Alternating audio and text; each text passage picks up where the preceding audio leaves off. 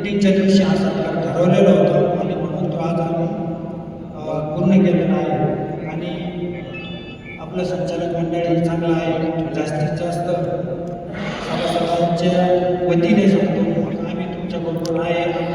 तीन शब्द दिला तुम्हाला आणि 100% तुमच्या बरोबरच राहू. जाता जाता एकच सांगतो, स्वभाव खूप भारी आहे. पण आता संजोग बोलत असताना तुम्ही जे एवढं टेन्शन ते अजिबात घेऊ नका आणि ते एवढं टेन्शन घेणं योग्य नाही. आणि जर तसं असेल मी एका सभेमध्ये टाकडीच्या सभेमध्ये जे बोललो त्या शब्दाची पुनरावृत्ती व्हायला नको.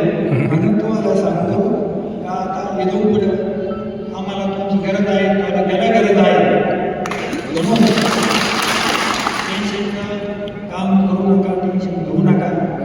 जरी संजीव भाऊकडून काही त्या चुकीचं तर काही बोलत नव्हते, पण त्यांच्या बोलण्याच्या ओळख एखादा शब्द जात असेल तर माझं माहितीप्रमाणे आपण इथं जर बोलण्याची संधी कोणाला दिली तर आपण आता तो वेळच आपण एक वेळ आपण कामासाठी काढलेला आहे. तर सर्वसामान्य व्यक्ती मी इथे बोलतो आणि तो काही चुकीचाही बोलतो असतो, पण त्या बोलण्याच्या याच्यात आपल्याला एखादा शब्द त्याच्याकडून असा येऊ शकतो तर त्याचा भविष्यात आपल्याला येऊ शकतो. म्हणून आपण बोलणाऱ्याला बोलून दिलं पाहिजे. पण लई चुकीचं बोलत असेल तर त्याला थांबवून दिलं पाहिजे. संजीव भाऊ चांगलंच बोलत होता. आपल्याला त्याच्या गोष्टी घेता आल्या असतात. संजीव भाऊ यावेळेस जरी तुम्हाला संधी भेटली नाही, पुढच्या वेळेस 100% पुढच्या जनरल मिटिंगला आपला कारखाना चालू झाला त्या टायमाला तुम्ही काय असं लिहून आणा आणि 100% तुमच्या पुढं बसेल असं आणि तुमचं पूर्ण ऐकून घेऊ असं अध्यक्षांच्या आणि चेअरमॅनच्या वतीने तुम्हाला आजच सांगतो. म्हणजे ते पुढच्या वर्षी लक्षात राहील राजभाऊ असं घडलेले होते. आता आपण ते बोलून तुम्हाला 100% पुढच्या वर्षी बोलण्याची संधी तोपर्यंत मनात काही ठेवू नका. मनात असेल तर डागडोर घ्या, मनात ठेवू नका. पुढच्या वर्षी व्यक्त करा.